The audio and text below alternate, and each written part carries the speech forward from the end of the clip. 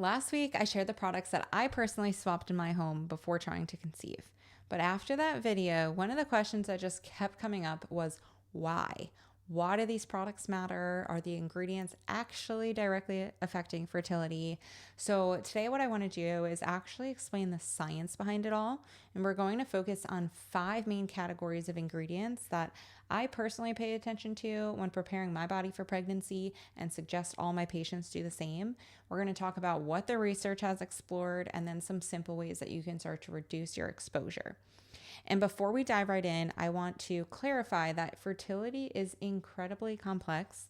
There is not one single chemical that is proven to lead to infertility, and there is not one single product that's just going to magically impact and improve your fertility either.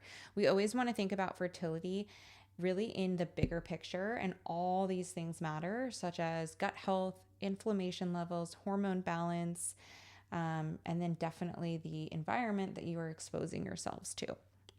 So today's video is really not to make you fearful of all the products in your home and feel like you have to do a complete overhaul, but it's to help you understand what the research is saying so that you can start to make more informed choices and decisions for you and your family.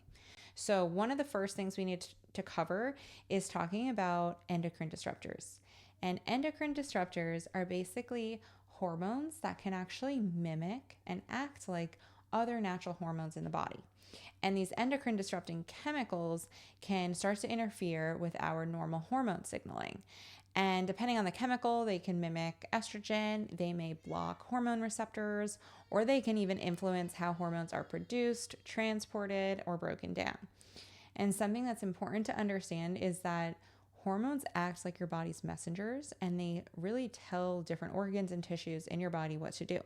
So that could be like trigger ovulation, it could be supporting your thyroid function, it could be regulating your menstrual cycle, maintaining a healthy pregnancy. And these endocrine disrupting chemicals can become really concerning because some of them have structures that are similar enough to our natural hormones that they may then interact basically with those same hormone receptors, and others can interfere with how hormones are made, transported, and even broken down. So let's dive into some of the endocrine disrupting chemicals that really can start to impact fertility. And one of the first categories I pay attention to is something called phthalates. And phthalates are a group of chemicals that are often found in plastic a lot of times because they help to make plastic more like flexible and durable. And they're often found in fragrance as well. So you may see phthalates in things like perfumes, lotions, cosmetics, shampoo, laundry detergent, air fresheners, scented candles, vinyl products, and a lot of times food packaging. And something a lot of people don't realize is that when you see the word fragrance on an ingredient label, companies actually are not required to disclose all of the chemicals that are used in that fragrance blend, which means it's really difficult to know what you're actually being exposed to. And certain phthalates have been associated with things like lower testosterone production, reduced sperm quality, changes in reproductive hormone levels, and potential effects on ovarian function and pregnancy outcomes. And researchers are actually continuing to really study these relationships, but because phthalates are so common in our everyday products, they've really become one of the most studied groups, I would say, of endocrine disrupting chemicals, and is one of the main reasons why I tell everybody, if you can, avoid fragrance in any type of products and opt for fragrance free because they're not going to disclose what's actually in that fragrance. So moving on to the second group of chemicals to talk about is this group is called bisphenols, and bisphenols include something called BPA. Now, something important to note is that BPA free does not necessarily mean that it does not contain other chemicals within the category of bisphenols that can be super similar in structure to BPA. So bisphenols are a lot of times found in things like plastic food containers, reusable water bottles, the lining of certain canned foods. They're in receipt paper, and then sometimes food storage products. And one of the reasons that BPA has received so much attention is because it has estrogen-like activity. So basically what this means is that it can bind to estrogen receptors in the body, and this can start to influence hormone signaling, ovarian function, egg quality, implantation, basically just overall reproductive health. And something that's also important to understand is that heat, wear and tear, even fatty foods can actually increase the amount that these chemicals can migrate from plastic into the food and into the beverage, which is one of the main reasons why I just avoid microwaving food in plastic containers and suggest people don't sip out of hot plastic coffee cups, and that we're always storing our food in glass when possible. And then the same really goes for bottled water. So while you shouldn't lose sleep over grabbing a plastic water bottle here and there, it's not something I would do on a daily basis, especially if you're living somewhere where it's hot and that water bottle could be in heat, because then it has the potential for those bisphenols and other chemicals to actually leach from the plastic into the water that you then are drinking. And then another area would be in many canned products. A lot of times they are lined with materials that can contain bisphenols. So if you choose more food packaging that comes in like glass jars, that's always better, because even if it says BPA free, remember, it does not mean that there's not other bisphenols or really other chemicals that are very similar to BPA in that BPA free plastic. So what I would suggest, a little tip, is that every time you have a plastic container that gets old, gets scratched up, that's a great opportunity to get rid of it and then start to replace it one by one with more of a glass container, and start to build up a stash in your home so that you don't feel overwhelmed and have to deal with the big financial aspect of just throwing out everything and starting from scratch. If you do it one by one, it starts to become a lot easier, a lot more manageable. And then moving on to the third category that I think is really important to pay attention to, this category is PFAS, which are forever chemicals, also known as. And they're basically a large group of man-made chemicals that have been used for decades because they're super good at resisting water, grease, stains, and heat. And the problem is that they are so persistent. So they actually don't break down easily in the environment or in our bodies. And that's why they're called forever chemicals. And research has actually found that these PFAS are found in water supplies. They're found even in people's blood later on, because that just goes to show you how long they stick around. PFAS are often found in things like microwavable popcorn bags, stain-resistant carpets, furniture, waterproof or stain-resistant clothing. A lot of times they are in cosmetics, and they have been actually detected in many water supplies. So one of the reasons that PFAS are such a wildly studied area, or really wildly studied chemical group of chemicals, is because of how much they can impact thyroid function, immune function, our cholesterol levels, our reproductive health, and pregnancy outcomes. And especially when it comes to thyroid health, that is an area that can really dramatically impact our ovulation, our implantation, and overall just a healthy pregnancy. And it even impacts babies' brain development, especially early on in pregnancy, before the baby has a functioning thyroid of their own. So because thyroid health is so important during the fertility journey, we definitely want to be avoiding unnecessary PFAS in our everyday products as much as possible. And one of the changes that we made in our home early on was replacing nonstick cookware with cast iron or even like stainless steel.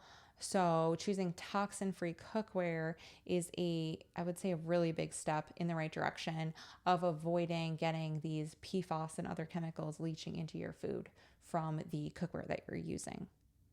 And then the fourth category that I pay attention to is parabens. So parabens are a group of preservatives that have been used for decades to prevent things like bacteria and mold and yeast and other things from growing on our products. They help to really extend your shelf life of your products. So they're often going to be in cosmetics, things like body wash, face cleansers, a lot of times just basically personal care products. And something a lot of people don't realize is that parabens are not just one ingredient. So if you're reading labels, you need to look for several different names, such as methylparaben, butylparaben, ethylparaben. You may see isobutylparaben. There's basically so many different variations because, again, they are a group of chemicals. And researchers have studied parabens because they have an estrogen-like activity. So basically, they can bind to estrogen receptors in the body, although much more weakly than our actual estrogen would be. It's really important to understand that your skin is not just a protective barrier. It can actually absorb substances that are applied to it. So if you think about like nicotine patches, hormone patches, all these different patches that are around that are specifically designed to deliver medication through the skin, right? If that's effective, then think about anything else we're applying to our skin. It also has the impact or the potential to actually absorb right into our bloodstream, and then the chemicals in that product absolutely can wreak havoc on our overall endocrine system and overall health. So what I suggest doing, because so many products can have these parabens in it, start with when you run out of a specific makeup product or as you run out of a body wash. That's a great opportunity to then make sure you are researching something cleaner and just go one by one. I pretty much did an overhaul with all my cosmetics and skincare products several years ago and switched completely to Crunchy, which is a toxin-free line completely. They have no parabens, none of the other chemicals we've talked about, and they are all hormone safe, hormone friendly skincare options. So I can definitely link them below so that you can check them out if you are on your journey to make safe swaps for your health. But remember that parabens, because it has the potential to disrupt your hormones, it can definitely impact getting pregnant and really the health of that pregnancy overall. So definitely worth paying attention to and doing your due diligence and research to make sure that your family is not being exposed to these on a daily basis. And then now the last category I want to talk about is not one single chemical, but it's actually synthetic fragrance and VOCs, which stands for volatile organic compounds. So to first talk about what are VOCs. Basically, they are chemicals that easily evaporate into the air at room temperature. So when you spray an air freshener, or you light a scented candle, or you use a heavily fragrance cleaning product, or maybe you plug in an air freshener, let's say, some of those chemicals actually get released into the air you breathe. And something that surprises a lot of people is that the Environmental Protection Agency estimates that indoor air can often be more polluted than outdoor air. And if you think about how often we spend most of our time indoors, probably about 90% of our time is spent indoors. The indoor air quality matters so much. So when VOCs are released from things like air fresheners, plug-ins, scented candles, cleaning products, room sprays, laundry detergents, dryer sheets, paints and finishes, that's a common one, even like flooring, carpeting, new furniture, right? It can be released from all these different things that are found in everyone's home. You also want to keep in mind that the word fragrance could also include VOCs, as well as other chemicals, because remember, they don't have to disclose every ingredient that is in a fragrance blend. And a lot of research shows that VOCs can be associated with respiratory irritation, even headaches, asthmatic symptoms, and lots of other indoor air quality concerns. So one of the biggest changes that I made was reducing synthetic fragrance throughout our home entirely. And to do that, you can just switch to fragrance-free cleaning products, fragrance-free laundry detergent. We stopped using those plug-in air fresheners, use only toxin-free candles.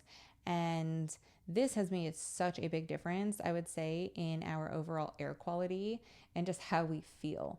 And if it is within your budget, what I would also suggest is doing an air filter in your home, because it is inevitable that we are still going to be exposed to some VOCs, some fragrance, some, different chemicals that maybe are in the paint on the wall or things that we just don't have control over. And that's where having an air purifier in the home, such as an air doctor, which is our favorite, and I can link that down below. This is a great way to also continue to minimize what you're being exposed to on a daily basis. So after diving through all 5 of these groups of chemicals, something I would say you're probably wondering is if you have to go home and throw everything away. And that is not the case. That is not how I suggest approaching this. And one of the biggest mistakes that I see people feeling like they have to completely overhaul their home at night. That is expensive. It becomes stressful, overwhelming, and it's usually just not realistic. So what I encourage couples to focus on is the products that they're using most often and the exposures that they actually get every single day. So think like the water that you drink, the food that you eat, right? Or how you store your food, the products you're putting on your skin on a daily basis, the laundry detergent that's on your clothes, your bedding. These are the things I would actually focus on first because they are really part of your everyday routine. And then as your products start to run out, you can simply replace them with a better option. So if you make 1 or 2 intentional swaps every month, a year from now, your home could look completely different and you won't have to be completely overwhelmed by spending thousands of dollars all at once. So one thing to continue to remind you of is that infertility does not come down to one single ingredient, one simple product swap. It is incredibly complex, and really all of these factors add up to impact our fertility, impact our overall health. So my philosophy has always been to look at the whole picture. Environmental toxins are really just one piece of that puzzle. It's not the entire puzzle, but they are also one of the few pieces that we do have a lot more control over as opposed to other pieces. And if there are simple practical changes that we can make that support our overall health while preparing for pregnancy, I would say that is certainly worth making. So what I did is I actually put together some of my favorite swaps that I have made myself, products I continue to use on a daily basis, and swaps that I encourage a lot of my patients to use when they are going through their fertility journey. And I have compiled that into a low tox fertility swaps guide. It's all in one PDF. So if you are on your journey of cleaning up your home, getting rid of the toxic products, getting rid of many products that have some of these ingredients that we just mentioned, you can actually find that linked below. You can download it for free, and this can save you hours and hours of research from having to figure it out all yourself. Because not only do we want to switch to clean products and completely toxin-free products, but we also want to find products that actually work. And if you've been on this journey at all, you know that sometimes switching to toxin-free products is not that easy because sometimes it's hard to find things that actually work well. So check that out and stay tuned for next week's video as we continue to dive into tips and tricks to help you prepare for a healthy, holistic pregnancy and ways to help you reduce your toxic exposure for your overall home and to keep your family healthy and thriving. I'll see you in the next video.